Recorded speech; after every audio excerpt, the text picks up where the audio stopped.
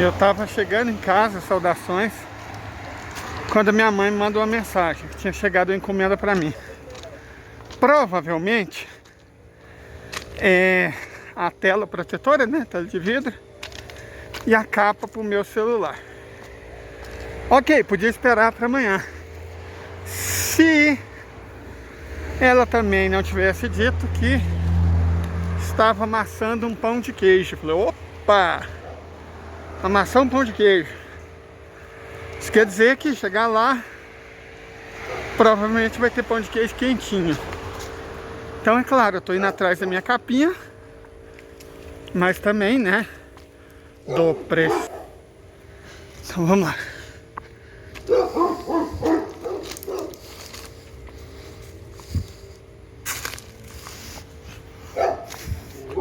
Então, enquanto eu caminho,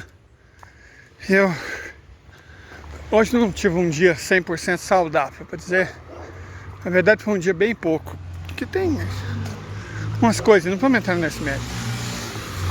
Mas o fato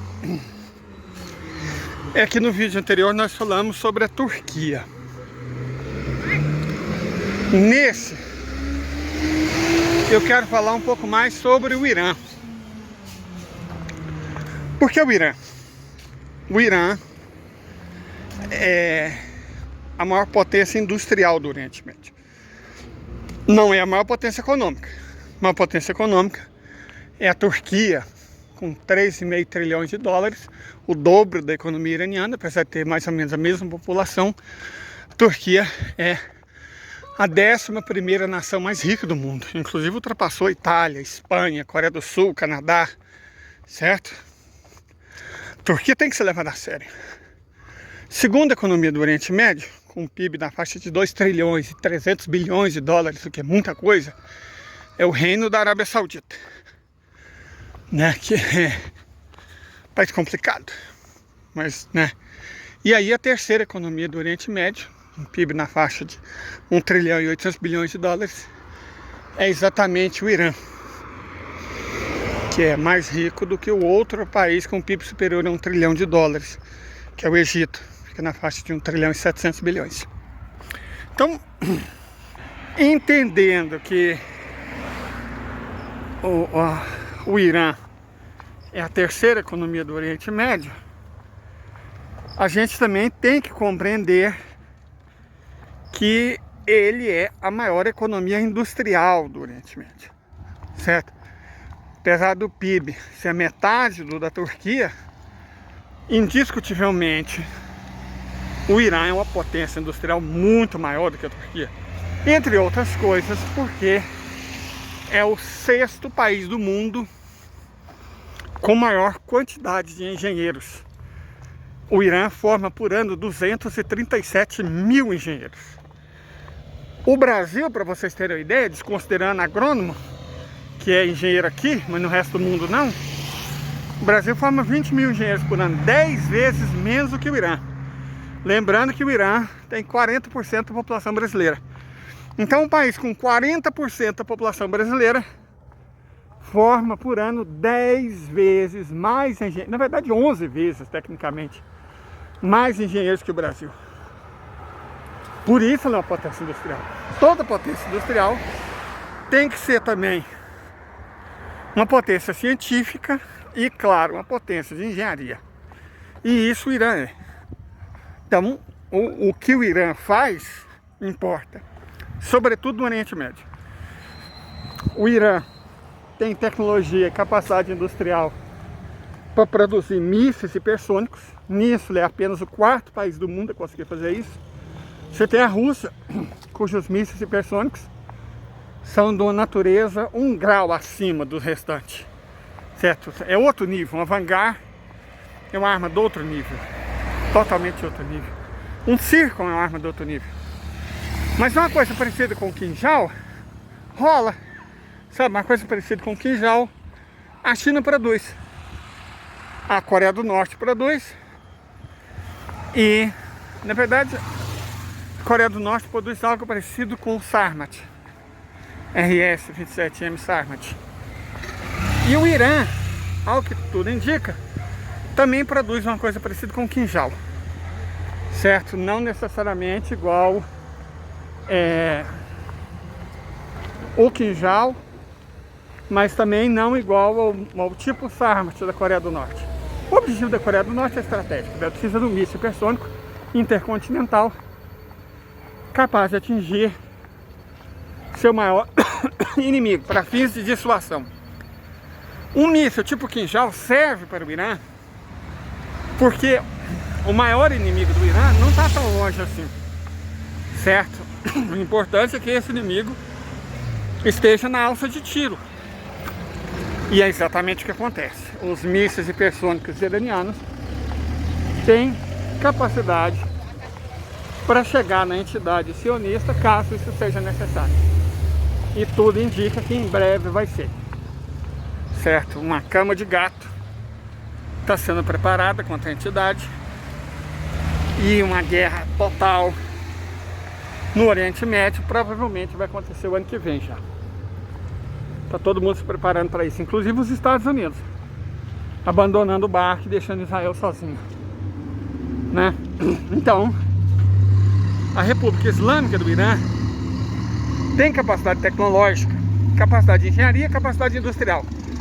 Ela tinha uma fraqueza muito grande. Se a marinha iraniana é muito boa, e ela é muito boa, porque conta com um grande número de submarinos, navios, os mais diversos.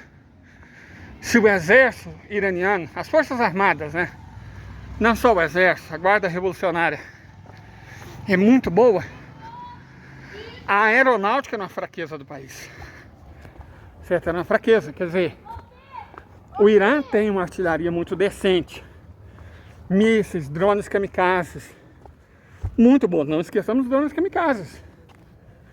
Eles estão mudando o curso da guerra na Ucrânia. E o Irã fabrica dele às dezenas de milhares. Quer dizer, a entidade chama o que os palestinos tacam neles de míssil, mas é pouco mais que rojão caseiro.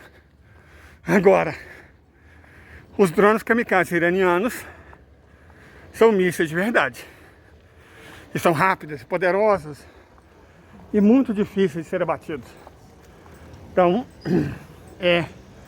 a artilharia iraniana ótima, a marinha iraniana excepcional, o exército dos melhores, mas a força aérea era delinquente, que contava com poucos aviões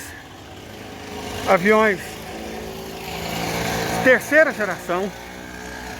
Então, difícil. Agora, por que era? Porque por conta da estupidez, né, dos Estados Unidos de bloquear a compra pelo Egito de 24 Sukhoi Su-35S, o Irã acabou herdando esse contrato e já começou a receber esses caças. Aí sim,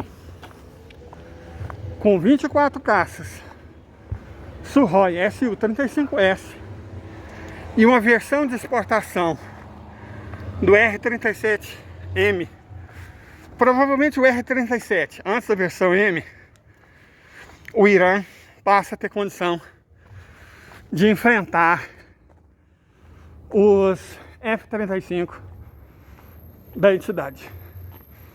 Até porque, engenharia por engenharia, aviônica por aviônica, o Sukhoi Su-35M é muito mais arma do que o projeto inacabado chamado F-35. Além disso, você tem dois pontos a considerar. O Irã é 100 vezes maior do que a entidade sionista, certo? O tamanho da entidade sionista é minúsculo. É um país rico, menor que Sergipe. Já o Irã não. O Irã é um país grande, maior do que a soma do sul, do sudeste e de Minas Gerais, certo? Então, isso faz diferença. Por quê? Porque atacar a entidade é simples. O país é muito pequeno. Já o Irã, com 3 desertos, 2 grandes cadeias montanhosas, ele consegue esconder suas armas muito mais facilmente do que a entidade. A entidade vai esconder as armas deles, os depósitos, os quartéis aonde? No deserto Negev. Seja como for, os satélites russos, se ainda não localizaram, vão localizar. Vão localizar as tais bombinhas que eles têm, porque são atômicas e, portanto, emitem radiação, que pode ser captada pelo satélite nêutron. Todas as armas têm motor, que tem que ser ligado. E aí é capturado pelos satélites Tundra, da constelação Kupol. Qualquer coisa que se mexa vai deixar um rastro. E isso vai ser capturado pelos satélites da constelação Peônia. Então, dos russos, tudo é do russo, não é iraniano. Mas os 2 países são aliados. E não é aliado igual os Estados Unidos e o país que eles estão abandonando, a entidade sionista. E é aliado mesmo. Porque na hora mais escura, em que até a China se mostrou ressabiada, o Irã não. O Irã foi aliado de primeira hora da Federação. A Rússia pode ter seus problemas, mas a ingratidão não é um deles. Então é óbvio que, sem falar em sistema de radar, né? O Irã tem uma capacidade ótima de detectar as armas lançadas pela entidade. E graças a sistemas importados da Rússia, tem como se livrar desses sistemas. Então, o tempo favorece o Irã. Na medida que os aviões Su-35S forem entregues, cada dia que passa, mais um ponto a mais para os persas. Vamos esperar.